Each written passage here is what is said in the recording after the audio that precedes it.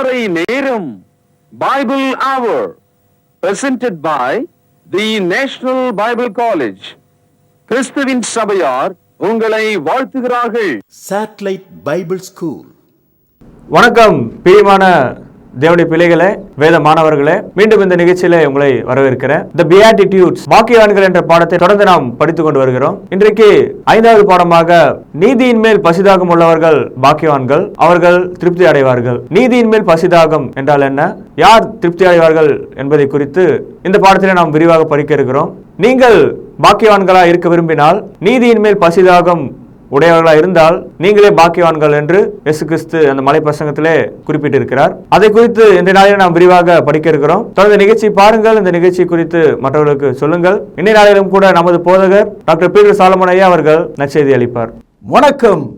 தேசிய வேதாகம கல்லூரி மாணவ கண்மணிகளே, தோழர்களே, அருமை பெற்றோரே, உலகளாவிய என் தமிழ் சொந்தங்களே, மீண்டுமாக இந்த வான்வழி வகுப்புகளுக்கு உங்களை வரவேற்கிறதுல மிகவும் மகிழ்ச்சி அடைகிறேன். அன்பு சகோதரர்களே, இந்த நாட்களில் செர்மன் ஆன் த மவுண்ட், மலை பிரசங்கம் என்ற தலைப்பில் இந்த நிகழ்ச்சியை நாம் கவனித்து வருகிறோம். இயேசு கிறிஸ்து தமது வாயை திறந்து நேரடியாக மக்கள் மத்தியில் அவர் பேசின வார்த்தைகள், முதலில் அவர் ஆசீர்வாதத்தை கூறுகிறார், இரண்டாவது பரலோகத்தை அதோடு இணைக்கிறார். பாக்கியவான்கள் பரலோகத்துக்குரியவர்கள் என்று சொல்கிறார்.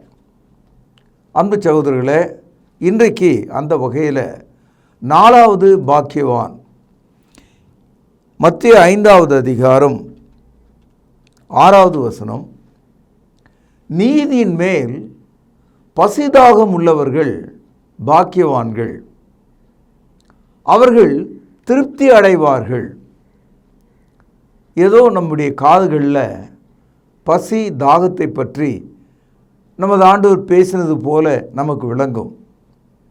ஆனால் இந்த உலகத்தில் கிடைக்கக்கூடாத தேவ நீதியை குறித்து இயேசு இங்கே பேசுகிறார். ஒரு ஏழை தாய் வாசலில் அம்மா அம்மா என்று கதறுகிறார்கள். சரி என்று தாயார் சாப்பாடு கொண்டு போய் அவளுடைய தட்டிலே வெளியிலே போட்டார்கள். இரு குழம்பு கொதிக்கிறது, ஏதோ கொண்டு வந்து கொடுக்கிறேன் என்று சொல்லி உள்ளே மீண்டும் போனார்கள். ஒரு சில நிமிடங்கள் தாமதமாக வருவதற்குள் வெறும் சோற்றை வெளியே வந்து பார்த்தா நம்ம தின்னுடுது, ஒன்றுமே இல்லை. அம்மா குழம்போடு தாயார் நின்று சாப்பாடு எங்கே என்று கேட்டால், அம்மா சாப்பிட்டுட்டேன் அப்படின்னா. என்ன அர்த்தம் அப்படின்னா, 2 நாளாக நான் சாப்பிடல, எனக்கு உப்பு காரம் எதுவும் தேவையில்லை, என்னுடைய பசி என்னுடைய வயிற்றை தின்னுகிறது என்று அவள் சொன்னாள். எவ்வளோ பசி இருந்திருக்க முடியும் என்று எண்ணி பாருங்கள். நம்ம ஊரில் ஒரு பழமொழி உண்டு, பசி வந்தால் 10ம் பறந்து போகும். 10 மனிதனுடைய நற்குணங்கள், நல்ல வாழ்க்கை, நல்ல சமூகதாய எடுத்துக்காட்டுகள் பசியின் கோர பிடியிலே சிக்கினவர்களுக்கு இல்லாமல் போய்விடும். தன்மானத்தை அவர்கள் இழந்து விடுவார்கள். they will lose their self respect. பசி அவ்வளோ கொடுமையானது. பசி என்பது என்ன? What is hunger? Hunger is a pain in the stomach. அதாவது நம்முடைய வயிற்றுக்குள்ளே நம்முடைய வயிறே நம்மை சாப்பிடுவது போல பிசைகிற ஒரு கொடுமையான வலி. என் அன்பு சகோதரர்களே, இயேசு கிறிஸ்து இந்த ஆழ்ந்த வலியை ஏற்படுத்தக்கூடிய வயிற்றினுடைய உணர்விலிருந்து நமக்கு ஒரு செய்தியை சொல்கிறார். பசியாக இருக்கிறவர்களுக்கு உப்பு தெரியாது, காரம் தெரியாது, குழம்பு தேவையில்லை, வயிற்றை நிரப்பினால் போதும் என்ற நிலையில் இருக்கிறது தான் பசி, கடும் பசி. என் அன்பு சகோதரர்களே, பசி வந்த குழந்தைகள் கதறுவதை நாம் பார்க்கிறோம். பிறந்த குழந்தை கூட பசி வந்து விட்டால் அது அழுவது நமக்கு நன்றாக தெரியும். பசினால் அது அழுகிறது என்று தாயார் சொல்கிறார்கள். உங்கள் வாழ்க்கையில் பாவத்துக்கு எதிராக போராடுகிற அந்த சூழ்நிலையில், fighting against the sin, did you ever come across a hunger of righteousness? பாவத்துக்கு எதிராக போராடுகிற உங்களுடைய வாழ்க்கையில் தேவ நீதி எனக்கு தேவை என்று நீங்கள் தேடினது உண்டா? என் அன்பு சகோதரர்களே, வரலாற்றில் யாக்கோபு ஏசாவை குறித்து படிக்கிறோம். ஏசா தன்னுடைய தம்பியாகிய யாக்கோபினிடத்தில் புத்திர சுவீகார பாக்கியத்தை அவன் இழந்து விட்டான். கொஞ்சோண்டு பயிற்றங்கூழுக்காக, தன்னுடைய பசிக்காக அவனுடைய அதிகாரத்தை அவன் இழந்து விட்டான். யாராவது வீட்டு பத்திரத்தை ஒருவேளை சாப்பாட்டுக்காக விற்று விடுவார்களா? அப்படிதான் அவன் செய்தான். பிறகு அந்த புத்திர சுவீகாரம் தனக்கு தேவை என்று அவன் கண்ணீர் விட்டு அழுதும் கூட அது அவனுக்கு கிடைக்கவில்லை என்று நாம் படிக்கிறோம். இந்த தகவலை எபிரேயர் 12ஆம் அதிகாரத்தில் நாம் படிக்கிறோம். அதாவது பசிக்காக எதை வேண்டுமானாலும் மனிதர்கள் செய்கிறார்கள்.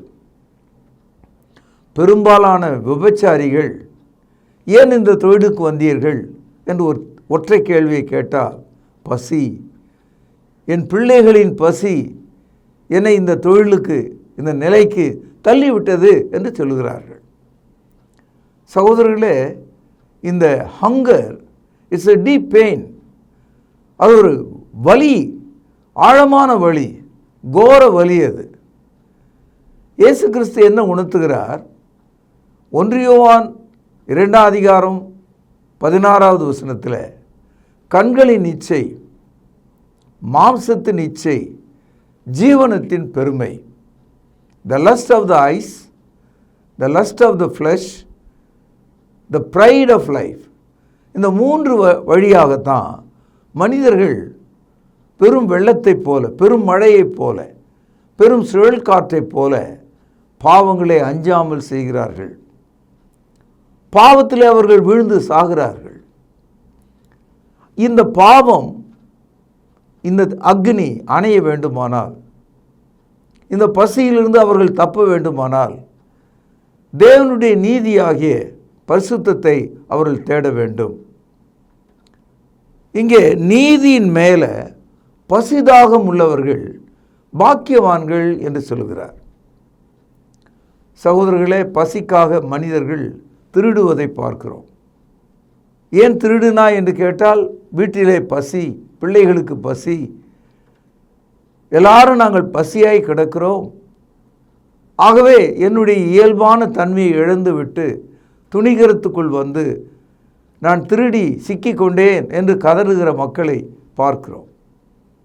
மனிதர்களாகி நாம் கர்த்தரை விட்டு பிரிந்து துணிகரத்தினாலே, கண்களின் இச்சையினாலும், மாம்சத்தின் இச்சையினாலும், வாழ்க்கையின் பெருமையினாலும் பாவம் செய்து, ஏராளமாய் செய்து, மீள முடியாத ஒரு அநீதிக்குள்ளே வந்து விடுகிறோம். நீதியின் மேலே பசிதாகம் உள்ளவர்கள் என்று சொல்கிறார். பைபிள் எடுத்து நாம் படிக்கும்போது தேவன் நீதி உள்ளவராக இருக்கிறார். God is righteous. அன்பு சகோதரர்களே, தேவன் நீதியை சுவிசேஷத்தின் மூலமாக மனிதர்களுக்கு வழங்குகிறார். God reveals His righteousness to all, faith to faith. விசுவாசிகளுக்கு சுவிசேஷத்தினாலே அந்த நீதி வழங்கப்படுகிறது. ரோமர் 4ஆம் அதிகாரம் 5வது வசனத்தில் படிக்கிறோம், ஒருவன் கிரியை செய்யாமல் பாவியை நீதிமானாக்கிற தேவனிடத்தில் விசுவாசம் வைத்தால் அந்த விசுவாசமே அவனுக்கு நீதியாக எண்ணப்படும் என்று சொல்லப்பட்டது. கர்த்தர் பூமியை பார்த்தார், அது சீர்கெட்டிருந்தது, ஒருவனும் நீதியாக இல்லை, எல்லா மனுஷரும் பாவம் செய்து ஏகமாய் கெட்டு போனார்கள். ரோமர் 3ஆம் அதிகாரம் 23வது வசனம். நீதிமான் ஒருவனும் இல்லை.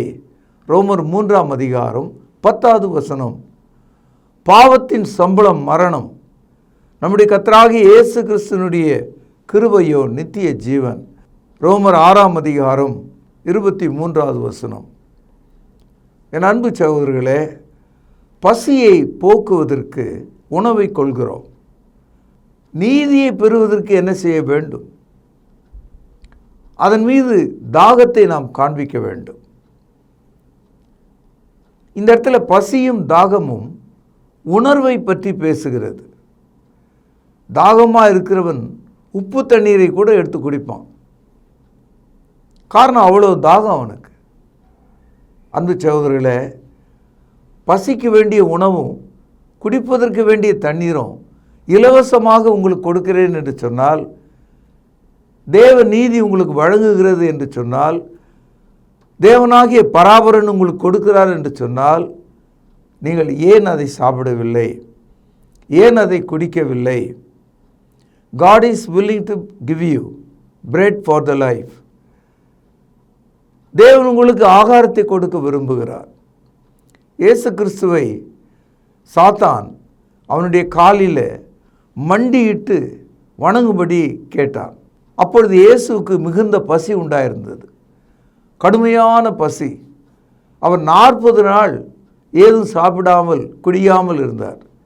சாத்தான் அந்த பசியையும் தாகத்தையும் பயன்படுத்தி கொண்டு இயேசுவை சோதித்த போது இயேசு கொடுத்த ஒரு பதில் வரலாற்றையே மாற்றி இருக்கிறது. மத்தேயு 4ஆம் அதிகாரம் 4வது வசனம், அவர் பிரதியுத்தரமாக, மனுஷன் அப்பத்தினால் மாத்திரமல்ல, தேவனுடைய வாயிலிருந்து புறப்படுகிற ஒவ்வொரு வார்த்தையினால் பிழைப்பான் என்று எழுதியிருக்கிறது. எங்கே எழுதியிருக்கிறது? பழைய ஏற்பாட்டில் உபாகமம் 8ஆம் அதிகாரம் 3வது வசனத்திலே எழுதியிருக்கிறது. இயேசு கிறிஸ்து சாத்தானிடத்தில் தன்னுடைய பெரும் பசியை தாகத்தை தீர்த்து கொள்வதற்கு தேவ நீதியாகிய வசனத்தை எடுத்து காண்பித்தார். Man shall not live by bread alone, but he will live by every word that proceeded from the mouth of God. தேவனுடைய வாயிலிருந்து புறப்படுகிற வார்த்தை பசியாற்றும், தாகம் தீர்க்கும், உன் காலில் நான் விழமாட்டேன் என்று சொன்னார். அன்பு தோழர்களே, மாணவர்களே, பசிக்காக தாகத்துக்காக தப்பான உபதேசங்களுக்கும் தவறான போதனைகளுக்கும் கூட்டங்களுக்கும் நாம் போகிறோம், அடிமைகளாகிறோம், நம்மை நாமே விற்று விடுகிறோம். அப்படி நாம் செய்யலாகாது. ஆகவே நீதியின் மேலே பசிதாகம் உள்ளவர்கள் பாக்கியவான்கள். இந்த இடத்துல நீதியின் மேல் விருப்பம் இருந்தாலே போதும் உங்களுக்கு. If you have a desire for righteousness, வேறு ஒன்றும் இல்லை. மொத்தமாக நீதி உங்கள் வயிற்றுக்குள்ளே வரணும்னு அவசியமே இல்லை. அந்த எண்ணம் இருந்தாவே போதும், உங்களை காப்பாற்றிடும்.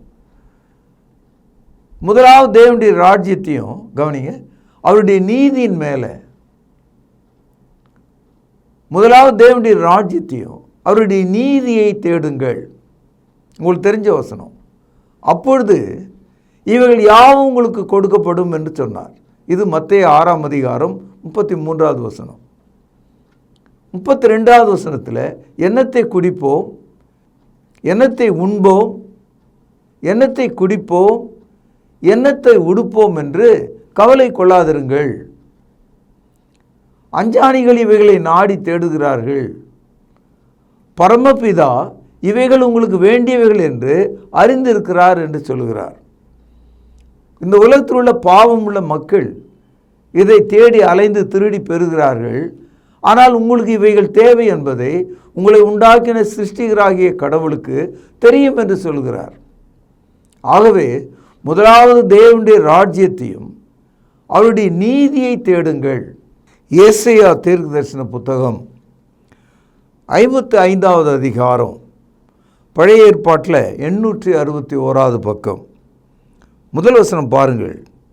ஓ தாகமாயிருக்கிறவர்களே, நீங்கள் எல்லாரும் என்னண்டைக்கு வாருங்கள், பணமில்லாதவர்களே, நீங்கள் வந்து வாங்கி சாப்பிடுங்கள். நீங்கள் வந்து பணமுமின்றி விலையுமின்றி திராட்சை ரசமும் பாலும் கொள்ளுங்கள்.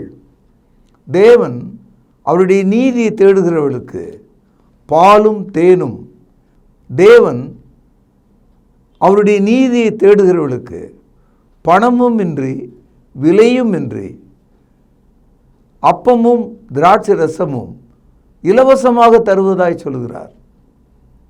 Come and receive it freely என்று சொல்லுகிறார். சமயத்தில் கையில் காசு இல்லைன்னா நம்மால் ஹோட்டலில் சாப்பிட முடியாது. அது மாதிரி மனிதர்கள் பசியாக இருக்கும்போது தங்களிடத்தில் மாற்று பொருளாக ஏதும் இல்லை. அப்பொழுது தான் 2 கையை ஏந்தி தெருவில் நின்று அவர்கள் கூப்பிடுவதை நாம் பார்க்கிறோம். 55ஆம் அதிகாரம் 2வது வசனம். நீங்கள் அப்பம் இல்லாததற்காக பணத்தையும் திருப்தி செய்யாத பொருளுக்காக உங்கள் பிரயாசத்தையும் செலவழிப்பானேன். நீங்கள் எனக்கு கவனமாய் செவி கொடுத்து நலமானதை சாப்பிடுங்கள். அப்பொழுது உங்கள் ஆத்துமா கொழுப்பான பதார்த்தத்தினால் மகிழ்ச்சியாகும்.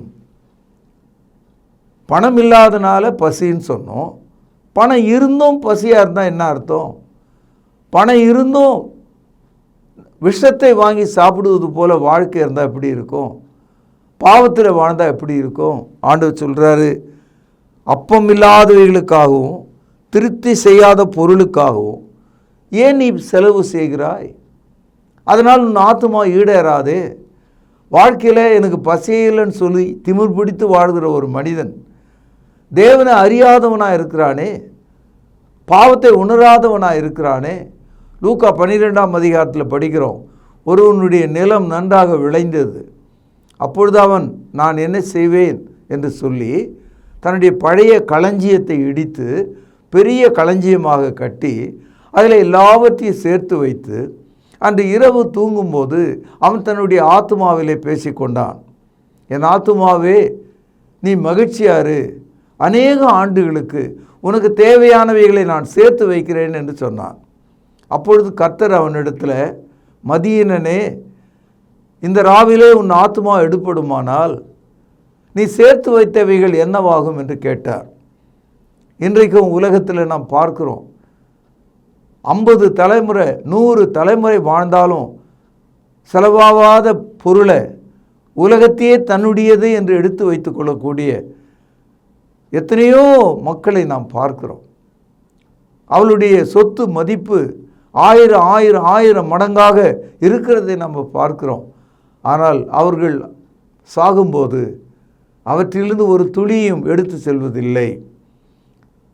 ஆகவே நீதியை வழங்கக்கூடிய, பரிசுத்தத்தை கொடுக்கக்கூடிய, ஜீவனை கொடுக்கக்கூடிய தேவ நீதியை நீங்கள் தெரிந்து கொள்ள வேண்டும். இல்லை என்றால் உங்கள் கையில் இருக்கும் பொருள் உங்கள் ஆத்துமாவுக்கு ஈடாக இருக்காது. மத்தேயு 16ஆம் அதிகாரம் 26வது வசனத்தில் படிக்கிறோம், ஒரு மனுஷன் உலகம் முழுவதையும் ஆதாயப்படுத்தி கொண்டாலும் அவன் தன் ஆத்துமாவை நஷ்டப்படுத்தினால் அவனுக்கு லாபம் என்ன? What profit the man if he gains the whole world and loseth his own soul? What he can give an exchange for it என்று கேட்கிறார். அன்பு சகோதரர்களே, பணம் இல்லாதவைகளுக்காக, பிரயோஜனம் இல்லாதவைகளுக்காக, உன்னை காப்பாற்றக்கூடாத பொருளுக்காக நீ ஏன் துன்பப்பட்டு பொருளை சேர்க்கிறாய்? கர்த்தரிடத்திலே திரும்புங்கள், அப்பொழுது உங்கள் ஆத்துமா பிழைக்கும். ஏசாயா 55வது அதிகாரம் 3வது வசனம். உன் செவியை சாய்த்து என்னிடத்திலே வாருங்கள், கேளுங்கள், அப்பொழுது உங்கள் ஆத்துமா பிழைக்கும். தாவீதுக்கு அருளின நிச்சயமான கிருபைகளை உங்களுக்கு நித்திய உடன்படிக்கையாக ஏற்படுத்துவேன். தாவீதுக்கு தேவன் கிறிஸ்துவை குறித்து பேசியிருந்தார். அவன் ஒரு தீர்க்கதரிசியாக அதை குறித்து பேசியிருந்தான். இயேசு கிறிஸ்துவனுடைய நீதியை தேவன் யாவருக்கும் கொடுப்பதாக அவன் தன்னுடைய சங்கீதத்தில் சொல்லியிருக்கிறான். இதை தான் அவர் நினைவுபடுத்துகிறார். அந்த பழைய ஏற்பாட்டு கால மக்களுக்கு நினைவுபடுத்துகிறார். இன்றைக்கு நான் இந்த வசனத்தை கொண்டு உங்களுக்கு புதிய ஏற்பாட்டை நினைவுபடுத்துகிறேன். நீங்கள் உங்கள் செவியை சாய்த்து என்னிடத்தில் வாருங்கள், என்னிடத்திலே கேளுங்கள், அப்பொழுது உங்கள் ஆத்துமா பிழைக்கும். ஏசாயா 54வது அதிகாரம் 13வது வசனம். உன் பிள்ளைகள் எல்லாரும் கர்த்தரால் போதிக்கப்பட்டிருப்பார்கள், உன் பிள்ளைகளுடைய சமாதானம் பெரியதாயிருக்கும். அதாவது தேவ நீதியை நேசித்து அதன் மேலே பசியும் தாகமும் உள்ள ஒரு மனிதனாக இருக்கிற ஒரு தாய் தந்தைக்கு உண்டான பிள்ளைகளும் கூட சமாதானத்தை பெற்றுக்கொள்கிறார்களாம். எவ்வளோ பெரிய கண்டினியூட்டி பார்த்தீங்களா? ஒரு தனி மனிதனுடைய வாழ்க்கையில் தொடங்கி குடும்பமும் ஆசீர்வதிக்கப்படுகிறது. ஆகவே நீதியின் மேலே பசிதாகமுடைய பெற்றோராக நீங்கள் இருந்தால் உங்கள் பிள்ளைகளுக்கும் சமாதானம் உண்டாகும். ஏசாயா 55வது அதிகாரம் 6வது வசனம் பாருங்கள். கர்த்தரை கண்டடையத்தக்க சமயத்திலே அவரை தேடுங்கள், அவர் சமயமாயிருக்கையில் அவரை நோக்கி கூப்பிடுங்கள். இந்த காலை நீங்கள் கர்த்தருடைய சமூகத்தில் இருக்கிறீர்கள், தேவ வசனம் உங்களுக்கு பிரசங்கிக்கப்படுகிறது. This is the time that you are hearing the word of God. கர்த்தரை கண்டடையத்தக்க சமயத்திலே தேடுங்கள், அவர் சமயமாக இருக்கையில் அவரை நோக்கி கூப்பிடுங்கள். இந்த நாளில் ஆண்டவரே, நான் நீதியின் மேலே பசிதாகமாக இருக்கிறேன், எனக்கு உமது நீதியை தாரும், அந்த திருப்தி எங்களுக்கு தாரும். they will be satisfied என்று சொன்னாரே, அந்த திருப்தி எங்களுக்கு தாரும். என் அன்பு சகோதரர்களே, அப்படிப்பட்ட ஒரு வாய்ப்பை கடவுள் கொடுக்கும்படியாக உங்களை நான் ஆசீர்வதிக்கிறேன். ஏசாயா தீர்க்கதரிசன புத்தகம் 64ஆம் அதிகாரம் 6வது வசனம். நாங்கள் அனைவரும் தீட்டானவர்கள் போல் இருக்கிறோம், எங்களுடைய நீதி எல்லாம் அழுக்கான கந்தையைப் போல் இருக்கிறது, நாங்கள் அனைவரும் இலைகளைப் போல உதிர்கிறோம், எங்கள் அக்கிரமங்கள் காற்று போல எங்களை அடித்து கொண்டு போகிறது. சமயத்தில் பெரும் காற்று வீசும்போது மரத்தில் காய்ந்து போன இலைகள்லாம் தரையில் விழுந்து அது காற்றிலே பறந்து போவதை நிச்சயமாக நம்ம பார்த்துருப்போம். நம்முடைய வாழ்க்கையை தேவன் இப்படி ஒரு உதாரணமாக காண்பிக்கிறார். அதாவது பாவம் என்பது அன்கிளீன், தீட்டு என்று இங்கே பேசப்பட்டிருக்கிறது. இஸ்ரவேலர்கள் மத்தியில் மனிதர்கள் தீட்டுப்பட்டவர்களாக இருந்தார்கள். தீட்டு கழிப்பதற்கான கொள்கைகள், உபதேசங்கள் அவர்கள் கொடுக்கப்பட்டது. பொதுவாக நம்ம ஊரில் பெண்கள் தான் தீட்டாக இருக்கிறார்கள் என்ற ஒரு கருத்து ஜாதியின் அடிப்படையில் உபதேசமாக இங்கே போதிக்கப்படுது. பைபிளில் இந்த தீட்டு என்பது ஆணுக்கும் இருக்குது, பெண்ணுக்கும் இருக்குது. தீட்டு என்பது கர்த்தருக்கு விரோதமாக நாம் செய்கிற பாவம்தான். ஆக அந்த தீட்டை கழிப்பதற்கான பிராயச்சித்தமாக பழைய ஏற்பாட்டு காலத்தில் பலிகளை அவர்கள் நம்பினார்கள். புதிய ஏற்பாட்டு காலத்தில் இயேசு கிறிஸ்துவினுடைய இரத்தம் சகல பாவங்களையும் நீக்கி சகல தீட்டுகளையும் நீக்கி நம்மை சுத்திகரிக்கிறது. இங்கே ஒரு கருத்தை நம்ம பார்க்கிறோம். அதாவது ஏசாயா 64:6வது வசனத்தில் நாங்கள் அனைவரும் தீட்டானவர்களைப் போல் இருக்கிறோம் அப்படின்னா என்ன அர்த்தம்னா, எல்லா மனிதர்களும், அங்கே ஆண் பெண் என்ற வித்தியாசம் இல்லை, எல்லாரும் நாங்கள் அனைவரும் தீட்டானவர்களைப் போல் இருக்கிறோம். பழைய ஏற்பாட்டு காலத்தில் பெண்கள் தீட்டாகும்படியான ஒரு சில நாட்கள் இருந்தது. அக்காலத்தில் அவர்கள் உடுத்துகிற துணியை அவர்களே தூக்கி கொண்டு போய் நெருப்பில் எரிக்க வேண்டும். அப்படி ஒரு யோசனை அவர்கள் மத்தியில் இருந்தது. இந்த காட்சியை தான் இந்த வசனம் நமக்கு ஞாபகப்படுத்துகிறது. You have to burn the unclean piece of material. உன்னுடைய அசுத்தத்தை நீ எரித்து விட வேண்டும். புதிய ஏற்பாட்டுக்குள்ளே நாம் வரும்போது எல்லா மனுஷனும் பாவம் செய்தபடியினாலே ஒருவனும் நீதிமான் இல்லை. ஆகவே இயேசு கிறிஸ்து எல்லா மனுஷருக்காகவும் சிலுவிலே மரித்தார். அவர் சிந்திய இரத்தம் நம்முடைய தீட்டாகிய பாவத்தை சுட்டெரிக்கும் வல்லமையாக இருக்கிறது, நெருப்பாக இருக்கிறது, நீதியாக இருக்கிறது. கர்த்தராகிய இயேசு கிறிஸ்துவினுடைய நீதியை விசுவாசத்தினாலே நாம் பெற்றுக்கொள்கிறோம். எபேசியர் 2வது அதிகாரம் ஒரு சில வசனங்கள். அக்கிரமங்களினாலும் பாவங்களினாலும் மரித்திருந்த உங்களை உயிர்ப்பித்தார். ஆகையால் நீங்கள் முற்காலத்திலே இவ்வுலக வழக்கத்திற்கு ஏற்றபடியாக கீழ்ப்படியாமின் பிள்ளையினிடத்திலே இப்பொழுது கிரியை செய்து வருகிற ஆகாயத்து அதிகார பிரபுவாகிய ஆவிக்கு ஏற்றபடியாகவும் நடந்து கொண்டீர்கள். அதாவது நாம் தீட்டாக மட்டும் இல்லை, செத்தே போயிருந்தோன்றார். தீட்டு துணி நம்ம மேலே இருக்க, கீழே நம்ம செத்து கிடந்தோமா. ஆக கிறிஸ்துவை அறிவதற்கு முன்பாக அக்கிரமங்களினாலும் பாவங்களினாலும் நாம் மரித்திருந்தோம். இப்படிப்பட்ட மக்களோடு மக்களாக வாழ்ந்திருந்தோம். இந்த சமுதாயத்தின் ஒருவராக இருந்தோம், நீதியற்றவர்களாக இருந்தோம். நான் முன்னே சொன்ன உதாரணத்தை போல வெறும் சோற்றை போட்டுவிட்டு கொதிக்கும் நல்ல குழம்பை கொண்டு வர உள்ளே சென்று திரும்புவதற்குள்ளே அந்த பசி உள்ள அந்த பெண் எல்லாத்தையும் தின்னுட்டா, சாப்பிட்டா உடனே வெறும் சோத்தை. அப்படி தான் பசி தாகத்தை நம்ம வெளிப்படுத்தணும். ஆண்டவரே, நான் மரித்தவனாக இருக்கிறேன், பாவத்தில் மரித்து இருக்கிறேன், என்னை உயிர்ப்பியும் என்று நீங்கள் கேட்கணும். கர்த்தராகிய இயேசுவின் இரத்தத்தாலே என்னை கழுவும் என்று கேட்கணும். இயேசு இதுதான் சொன்னார். நீதியின் மேலே பசிதாகம் உள்ளவர்கள் பாக்கியவான்கள், அவர்கள் திருப்தி அடைவார்கள். they shall be satisfied என்று சொன்னார். கிறிஸ்தவ மார்க்கம் பாவத்தை மட்டும் சுட்டி காட்டவில்லை, நீதியை உங்களுக்கு வழங்குகிறது.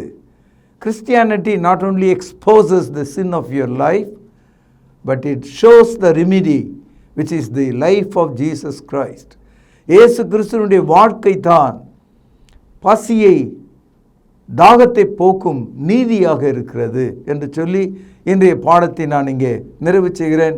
நாளை இதன் தொடரை நாம் கவனிக்கலாம். பிரார்த்தனை செய்வோம்.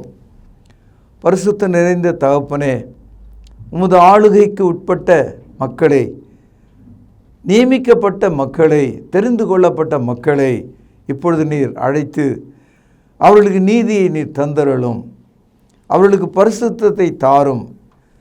அவர்கள் கண்ணீர் விட்டு மனம் திரும்பும் போது அவர்களுக்கு மனம் திரும்புதலாகிய பரிசுத்தாவியை நீர் தந்தருளும், குணமாக்கும், அவர்களை சீர்படுத்தும். கர்த்தராகிய இயேசுவின் நாமத்தில் ஜெபம் கேளும் ஜீவனுள்ள எங்கள் நல்ல பிதாவே, ஆமென்.